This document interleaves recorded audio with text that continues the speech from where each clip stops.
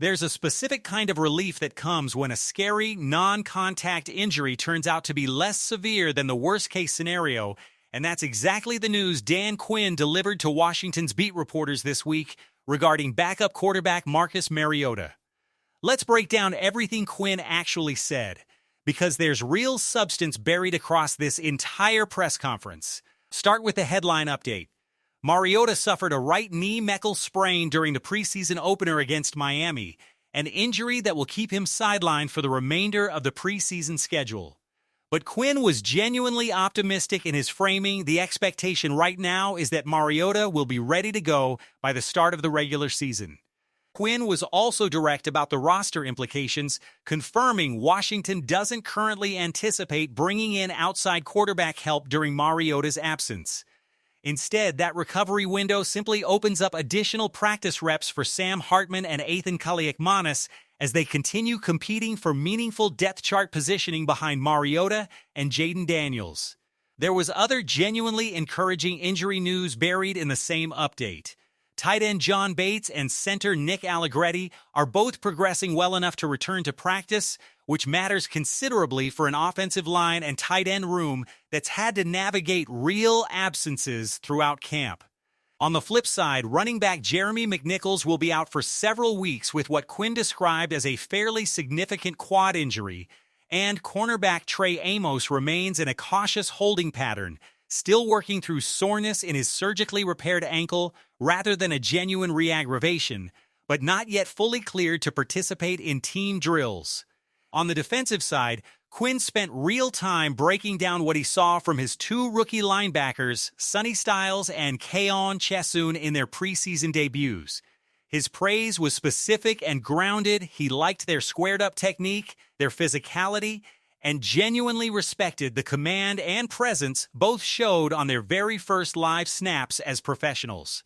Quinn went further with Styles specifically when a reporter followed up about his mental processing on the field, describing him as someone who's been detailed and locked in dating back to the very start of camp, someone who actually wants honest feedback about what he could have done better rather than simply being satisfied with a clean debut. Quinn specifically praised the depth Styles gets in zone coverage, suggesting his background at safety gives him a genuine advantage most true linebackers don't have: the ability to consistently get deeper into coverage than opposing offenses typically expect from that position. Quinn was clear this is only the beginning of what he wants to see from Styles specifically in the blitz package, name-checking him alongside Leo Chenal and Frankie Louvu as players who bring real disguise value to Dan Quinn's own defensive play calling. On special teams, Quinn singled out linebacker Ale Cajo for real, specific growth, naming him this game's special teams captain and crediting genuine development in his ability to communicate calls and signals, a role Cajo hadn't been asked to handle much in his rookie season.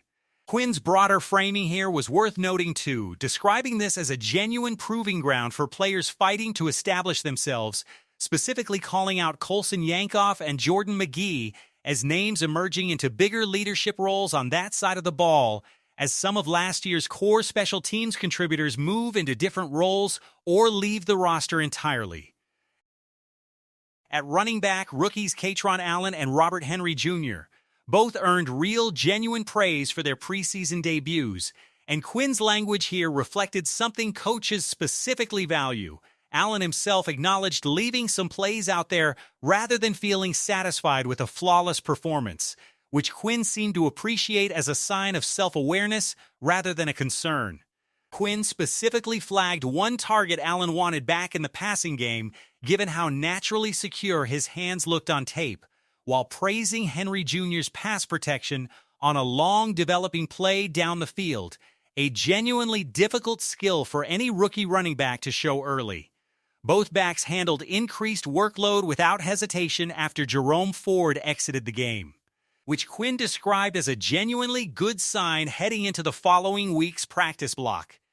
On the offensive line, Quinn addressed the center competition directly, praising Matt Goldman's clean performance and ability to reach the second level in the run game, while noting Julian Good-Jones has made real strides since stepping into more reps midway through camp. Quinn indicated he plans to work Goldman at guard at some point too, given the natural interior versatility value that comes with 3 interior positions needing depth. Perhaps the most genuinely warm moment of this entire press conference came when a reporter asked Quinn about Jayden Daniels posting to Instagram regarding an unrelated LSU situation. Quinn's response pivoted quickly and directly to what actually mattered to him about Daniels' camp, describing him as playing quintessential Jayden football, and specifically highlighting that Daniels has already started building real chemistry with Stephon Diggs, Terry McLaurin, and Dijon Check through extra work after practice sessions have officially ended. That kind of self-directed extra effort, according to Quinn, is exactly what he's been seeing from Daniels throughout this entire camp. Speaking of that receiver room, Quinn was genuinely encouraged by what he saw from Washington's skill players even without McLaurin and Diggs on the field for this specific preseason opener. He praised the energy and speed shown immediately by Tariq Burks and Jalen Lane, noting a missed opportunity on the very first offensive play, a downfield shot that could have connected with Lane had Mariota gotten one more crack at that specific read. Beyond that, Quinn liked what he saw schematically, including some effective over-route concepts working against cover 3 looks, and complimented the coaching staff's job spreading targets across the full depth chart while noting he'd have liked to see a bit more downfield production specifically from the tight end room.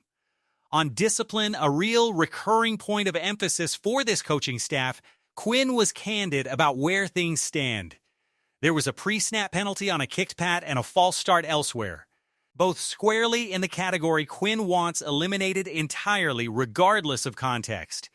But he specifically praised having real NFL officials present during joint practice sessions as a genuine coaching advantage, allowing his staff to get detailed, real-time feedback on exactly why specific flags get thrown.